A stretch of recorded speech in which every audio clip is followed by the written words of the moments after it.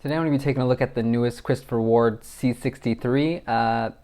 The good thing about Christopher Ward is the watch ships really fast, so I already have it in hand, got to spend some time with it, and let's see what it's all about. So we have a diameter of just under 39 millimeters, lug to lug of 45.8, height of 11.5, and a lug width of 20 millimeters.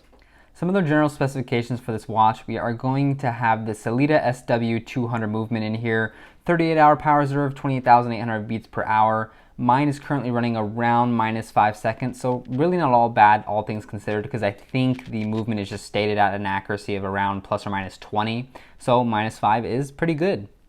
We have a sapphire crystal on the front and the back here. We also have Super Luminova X1 applied to all the basically parts that glow, which is the hands and the indices. And last but not least, this watch retails for $815 direct from Christopher Ward, and that's before using any discount codes or anything like that. And that is for on the bracelet variety. So looking at the dial, Christopher Ward did a really good job here. Overall, we have just very minimal text on the dial, just the brand at top, automatic, and the water resistance in red there, with the, of course, date window at 6 o'clock giving a nice symmetry. We also have Swiss made at the very bottom, nice and tucked out of the way, not too in your face at all. We see that they went for kind of batons all around with a half baton at 6 to compensate for the date window and a double baton at 12. Just for orientation purposes and I guess, design purposes as well. One thing to note is the kind of length of the batons are smaller at the 12 o'clock marker and the 6 o'clock marker than they are for everywhere else, because with the date window and the 6 o'clock half marker, it is slightly smaller than every marker, and that size is kept for the 12 o'clock to give a little bit more balance, which at first I thought looked weird online, but it works in person and I don't really notice it. One other thing to note is the markers do have a kind of facet in them. They do kind of turn down towards the very edge, facing inward towards the dial. This plays with the light really nicely, gives a little bit more depth to the watch than just a flat marker would, and I do like that attention to detail. Looking around the outer portion, we do see every minute marker is outlined in white, and then we have at every 5-minute marker not only a nice little red pip, but the actual kind of numerical spelling out of what that minute marker is, the 5, the 10, the 15. And I do really like all these kind of red touches on the dial. It adds a little bit of interest to the watch, and of course, black and red just kind of always look very sporty and very cool together. Last but not least, looking at the handset here, I think it's just a really nice looking handset. It has a kind of sportiness to it, but it is elegant in a way. We have this kind of arrow hour hand marker and this kind of more batonish minute hand, followed by a kind of regular needle seconds hand with a trident counterbalance. It looks really nice. I think it is just executed well, and I really have no complaints. I really do like how this watch was put together. I think it looks very clean, and Christopher Ward did a good job. So zooming in on the dial, we do see there's some interesting kind of like attention to detail points that come out obviously under this higher magnification.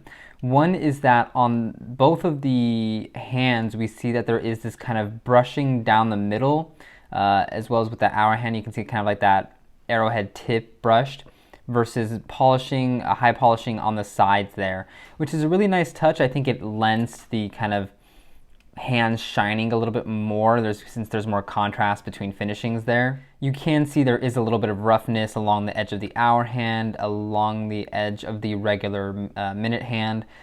Nothing to complain about really. I've never noticed this from kind of regular wrist view, but under magnification it does come out. Looking at the markers themselves, they do have that same kind of brushed finishing there along the sides of the markers, and that tiny little facet down is highly polished, so it does help catch the light a little bit, adds a little bit of just kind of visual uniqueness to the watch. In general, we can see that there is really nice printing going on. The Christopher Ward done this nice bright white, which is really cleanly done. Focusing on the minute track, we can see the numerals, the actual minute markers, and the red pips all have a three-dimensional quality to them. They are all printed and raised, so that's just a nice little attention to detail point there.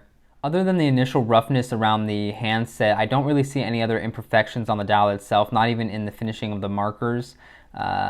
This date window I think is really nicely shaped. It has a nice kind of black lacquer edge to it. There isn't any kind of dirtiness or unrefinement around the date window itself.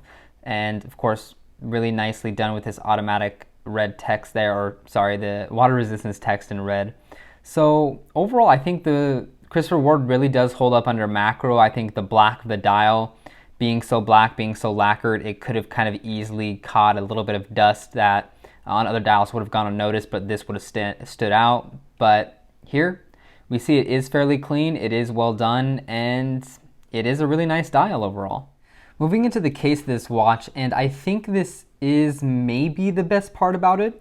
It is a 39mm case, so I already do like the sizing in general, but Christopher Ward has made a really ergonomic and I think just beautifully sculpted case that works really well here. Looking generally at the design here, we see we do have these vertically brushed lug tops with this nice chamfer along the side that kind of goes into the crown guard as well. Nice knurling to the crown guard, pretty easy to grip, not overly harsh in its knurling. It doesn't hurt to actuate or anything like that. Pops out really nicely, screws back in really easily. Not the smoothest winding experience, but really at this price I can't complain. Really nice functioning crown, and of course signed with the Christopher Ward double flag logo. We also have a fairly thin circularly brushed bezel, which, because it's kind of like a sportier leaning watch, I think it ties in really well. But we do have this kind of nice polished relief along the edge of the bezel, which also kind of ties into the polished chamfer here. Really nice detail there. Looking at the mid case, you can see there is kind of like a three-piece construction to the case with a fairly slim looking mid case, a kind of like little top bezel portion, and the case back, of course. Looking at the mid case more generally, we can see there is a nice curve down to those lugs there, so it is going to conform to the wrist really well, and it really does. It wears amazingly on wrist. Looking at the case back, nothing really to write home about. Christopher Ward decoration on the rotor there. General information on the back, case back there. Nothing too crazy. One thing I would like to note is the Christopher Ward bracelet here, as you can see, has these quick release kind of tabs here. Very sturdily done. It doesn't feel as cheap as some of those cheaper kind of quick release straps. This one feels very, very intentional, and you kind of have to really put a little bit of force into it to get it undone. Looking at the bracelet a little more generally, we do have this classic 3-link style with a taper from 20 to 18. So pretty comfortable on wrist, pretty classic looking, all brushed of course. Not even really a high polish on the sides, just all brushed everywhere. Nice kind of channeling underneath for a little bit of airflow and a little bit of not too close to the skin kind of feel. We do have male end links here, which of course extends the kind of length of the case slightly, but because the lugs are already so short, it's not a huge deal. Pretty nice clasp here, pretty securely fastens, really nice feel to the push button deployant. We also do have a little bit of micro adjustment in the clasp here, which is really nice to see, especially at this price point. You just kind of flick this mechanism down here and you can move it, and then you can move this part in and out at will, which is pretty nice. Overall, pretty cool case, pretty ergonomic. Again, they call it their kind of like light catcher case, which although this isn't as flashy as some of the other Christopher Ward cases I've had, it does, one, catch the light pretty well with those chamfers, but two, it is just really ergonomically built and feels nice on the wrist. So moving on to how the watch wears, earlier I was wearing this 36mm Creedor, and here we have the watch sitting on my 6.5 inch wrist, and I think it fits perfectly. It has a very constrained lug to lug. Even the male end links don't make it look too overly large on my wrist at all. I think it is a great size. It looks nice. I think the bracelet is in proportion. I think a more dramatic taper wouldn't have been too suited to the watch in general. It feels properly balanced. It has a good weight to it. And again, it has a beautiful profile. It sits pretty low, even though it's not the thinnest watch ever, but it just does have a very, very comfortable wear to it. Very nice looking. And then from the side view, you can see there, it really does conform to the wrist really nicely. At no point is this an uncomfortable watch to wear. Even though the crown does stick out slightly, it doesn't really dig in any way that's uncomfortable or anything. So it really is just nice to wear on wrist. And just a quick shot slightly below where I usually wear my watches. Here I have closer to a 6-inch wrist. So even still, you can see it is very well proportioned. This watch will work on a large variety of wrists, both small and large. So you shouldn't have any problems fitting this one on. Moving on to some other straps, we have this Vario distressed leather strap in brown. I think it dresses this up slightly, but doesn't make it too dressy. because the watch is so clean and simple and it does have that kind of dressy sports watch aesthetic, I think it can be dressed up. And this strap does it pretty well. And there we have it on the wrist. As you can see, there is pretty much no lug gap at all. It does fit really nicely to the case, but you can have a fairly thick strap in here and it still doesn't rub against the case, which is really nice to see. Christopher Ward did a really good job designing this case, designing the lug holes, designing a watch without a lug gap. Nomos takes some notes. It fits really well and I really like how it looks.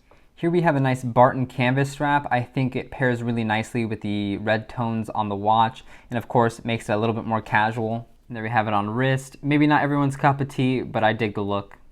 And last but not least, instead of the classic Arches silicone, we have the Barton Elite silicone strap. And I think this pairs slightly better with this watch just because it is a kind of almost sportier watch by nature, and I think the texture adds just a really nice piece of interest to the watch itself. And there we have it on wrist. Pairs really nicely. Of course, the Lume signature is fairly white, so it doesn't contrast with the strap that much. Looks really good, feels really nice on wrist, and these are pretty good straps overall. Getting the Christopher Ward all loomed up here. As you can see, it gets pretty loomed up. It has a good application. I don't think it's going to be that hard to see in the dark at all. You have good kind of orientation because of that 12 o'clock marker, good kind of ability to distinguish the hands because they are very distinguished or differentiable Lume signatures rather. So overall, really good job on the Lume. I really don't have any complaints. Reluming and comparing to the Timex Snoopy here, as you can see, I think they have a pretty similar color temperature, pretty similar brightness overall. So Christopher Ward did really do a good job on the Lume here. Don't think you'll be too disappointed. So pros and cons of this Christopher Ward, and I think one of the biggest pros for this watch is really the dial. I mean, for me particularly, it's really hard to find a nice black dial that's just a really inky black and not like a matte black and not like a sunburst dial. So this Christopher Ward really nails the awesome black dial watch. And I think the dial design in itself is really nice. It's really clean. It's really simple. I could have done without the hints of red, maybe just all white. It makes it a little less versatile, but I do understand it. It still does look good. But, you know, I would have preferred maybe a little bit of a cleaner watch. My next pro would just be that this is a really ergonomic case. It fits really well. It is probably one of the best designed cases on the market at this price point, and it really is a pleasure to wear. There's no other way to put it.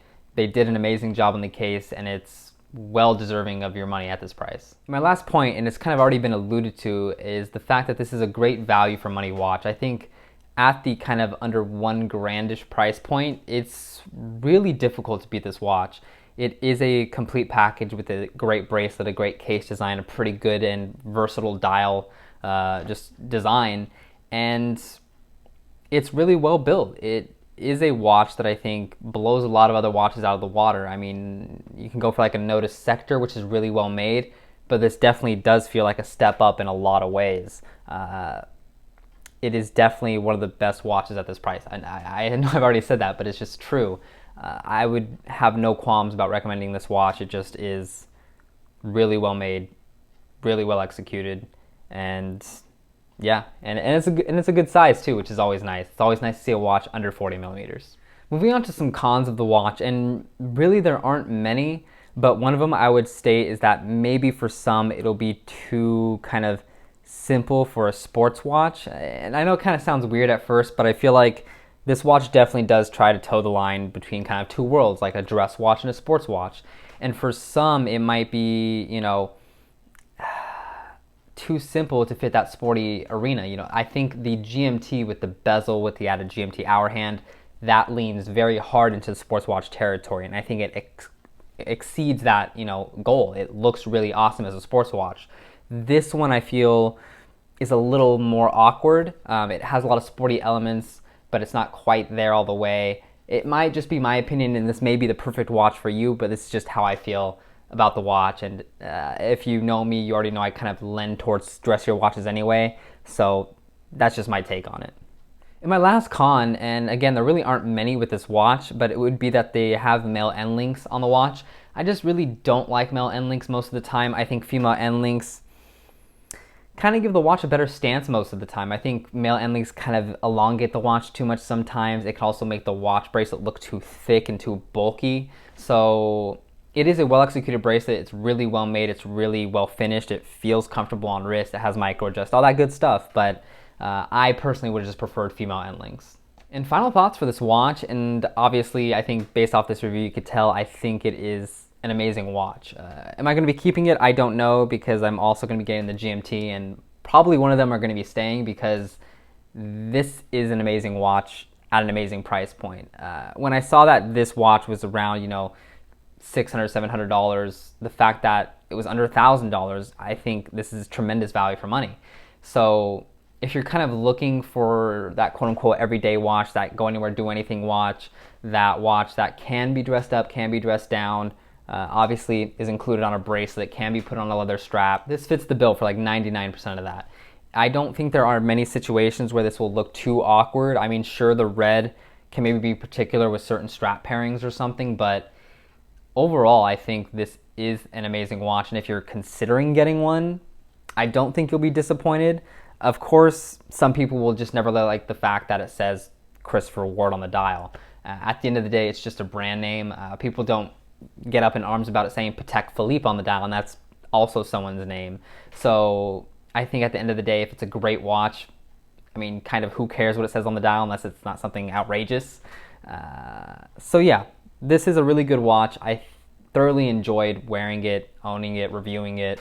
And I think if you get one, you're gonna really like it too. It's a good one. So thank you for watching. Hope you got something out of the video, and I'll see you in another one.